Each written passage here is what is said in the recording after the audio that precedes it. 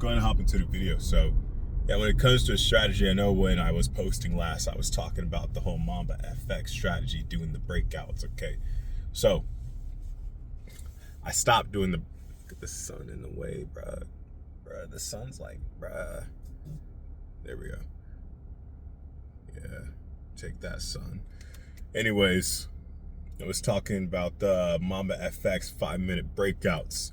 Here's the deal. Here's the dealio. I got so much air coming out of the exhaust back there. You know, in video games, I get off track, dude. I just get off track with the topics. Let me stay on topic for y'all. 15-minute breakouts, 9:30, let's go. So that's what I'm doing now, okay? I stopped doing the 5-minute breakouts. The reason I stopped doing the 5-minute breakouts was because I didn't find them to be that consistent. And also when it comes to my schedule, try to keep my hand right here to block the sun. The sun's getting in the way and messing up the lighting. But anyways, the reason I stopped doing the 5-minute breakouts was because it just didn't work well with my schedule, right? And also, I don't like doing the 5-minute because you got to really pay attention to the 5-minute. You know, during my mornings, I have other stuff to do as well. So, well, how am I going to focus on the 5-minute chart when I got other things I got to do that don't even really make sense? So you got to think about that. You know, there's also the factor of, well, bro, you could just make time.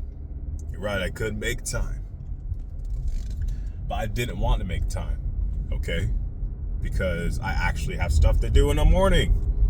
So how the hell are you going to trade the 5-minute? If there's one thing that I learned about trading the 5-minute a certain way, and actually it doesn't matter what strategy you do, whether that's fair value gaps or pullbacks or breakouts, whatever the fuck you do on your 5-minute or your 1-minute, anything below the 15-minute, maybe even the 10-minute. I don't know. I never tried the 10-minute. 10 minutes is kind of weird, but if you go on TradingView, there is a 10-minute.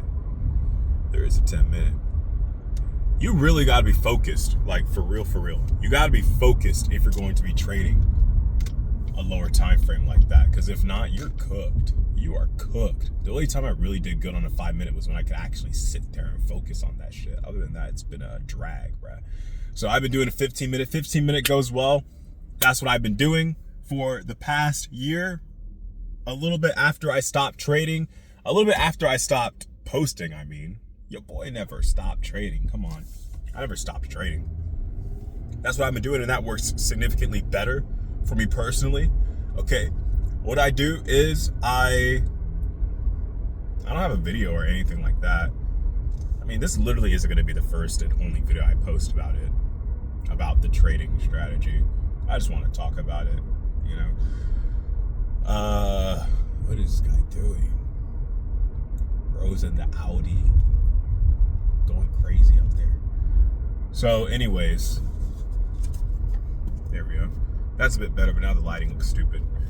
Anyways, when it comes to the trading strategy, essentially I'm doing the same thing, just using the 15-minute instead for my levels. So let's just take a second to realize just how shitty the video quality just got because there's no natural lighting anymore. If y'all ever record videos or anything like that, if you want good lighting, you just got to get that natural sun, okay? That is the key. That is the absolute key, the best possible lighting that you can get, unless you have some sort of like lighting studio or something along the lines of that. Anyways, 15-minute strategy, doing breakouts at 9:30, doing the levels. That works well. Back tested it, dude. If there's one thing that I notice is that if you really want to I try to want to avoid giving advice, you know, try to want to avoid that and just talk about what I do. And then y'all can give that a try if you're watching it and you're like, what should I try? What I notice is that it's a hell of a lot easier to keep an account if you're just doing one trade a day. And if you don't trade every day. I kid you not, bro.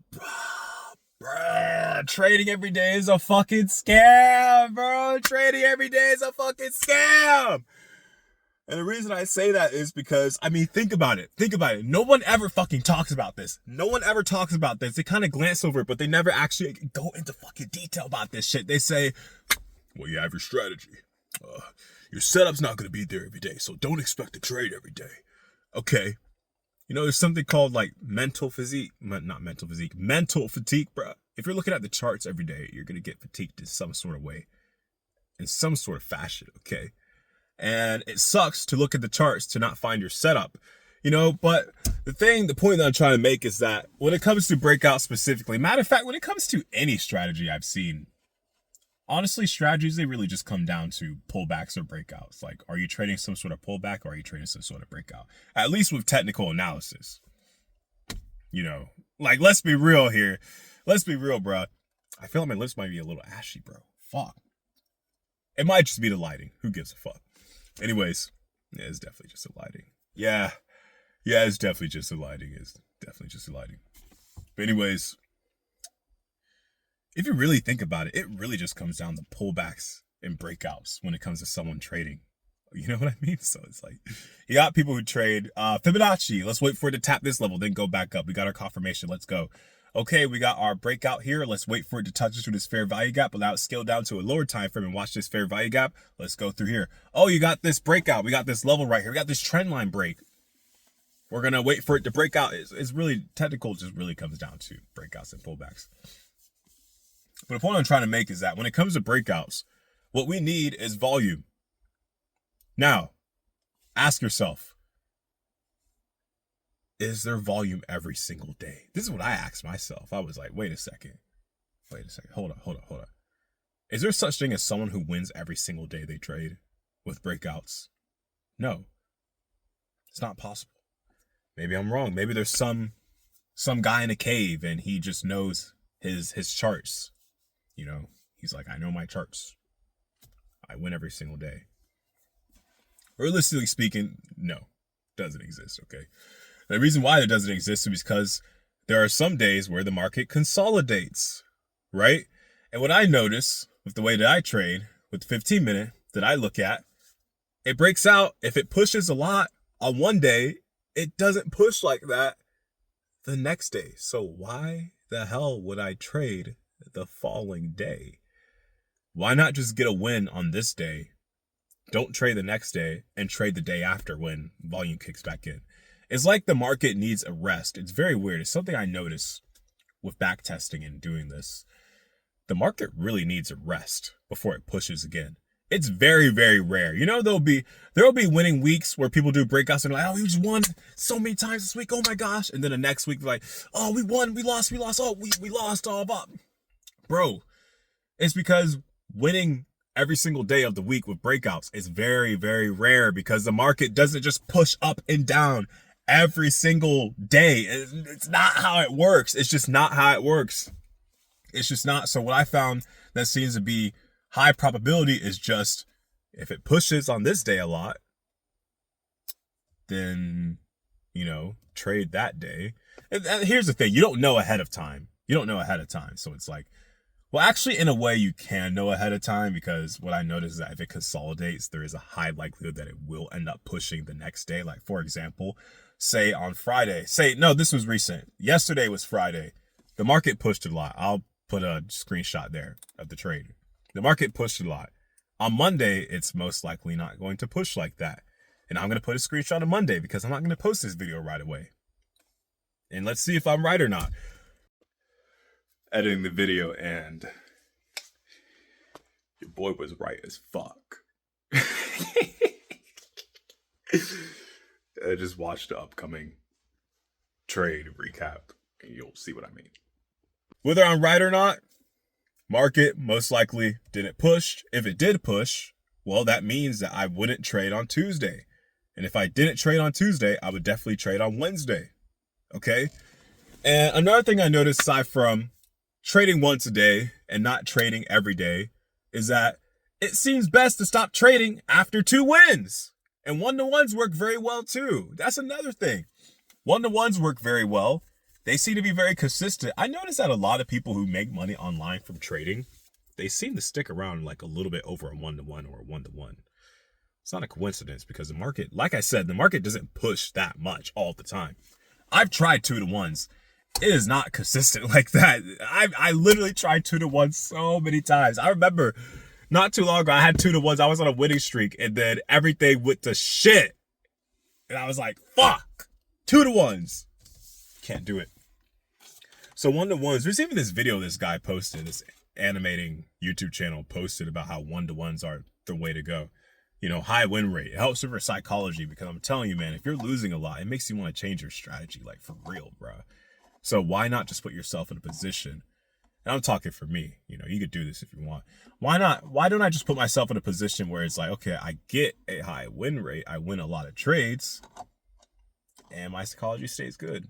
You know what I'm saying? So yeah, that's things I noticed. I don't want to make this video too long. This video is probably already around 10 minutes with the different clips I have. I'm gonna keep this shit raw too. Raw. Doesn't YouTube like raw videos, bro? YouTube likes the raw videos, bro. Raw video. Sam Sulek on your bitch ass, bro. So, anyways, main point is 15-minute breakouts, 9:30.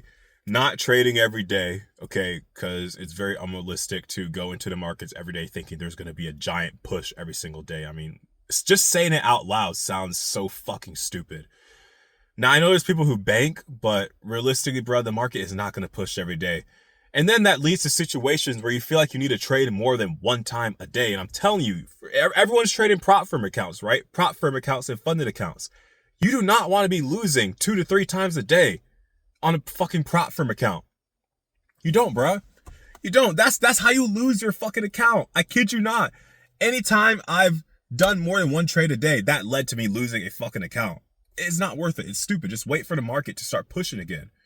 Right? So, let's recap. 15-minute, 9:30 breakouts, not trading every day, 1-to-1s. And once I hit 2 wins in a week, in a row,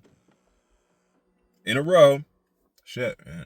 I don't know. I feel like my lists are fucking ashy, bro. I don't know, man. I really think it's this lighting. This lighting is so shit, bro. This lighting is so shit, bro. Ashy lip ass nigga. You know what I'm saying? But, yeah. Those 3 things, those 4 things. And really just stopping trading at 2 wins in a row. If I lose one, then yeah, I'm going to trade the 3rd day and see from there, okay? And the last thing is just understanding that 5% a month is great. That's more than enough. 5% a month. Because if someone is funded 100 bands or 200 bands, or maybe you're one of those 7-figure funded traders, you get 5%. You're not milking the prop firm too much, right? So they're not going to be like, hey, what is this guy doing? Hey, book this guy. Hey, you broke a rule, bro. Hey, you know, 5%, $1 million in funds, bro. 10% profit split, you know what I'm saying? 90% profit split, 10% off the top. Put 20% back for self-employment tax because 1099. I'm not a financial advisor, by the way. Not a financial advisor. Do your own research. 40 G's. Around 40, 38 G's. Because, you know, 10% of 50, that's 5. 20% of that, that's 5. Because, I mean, like, 45. No, I'm tripping, dude. My math is so off, dude. That's going to be, like, around 36, 35. Let's just round it to 35. 35 sounds good.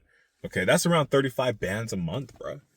5%, $1 million funded, 35 bands a month after a profit split and taxes. Yeah.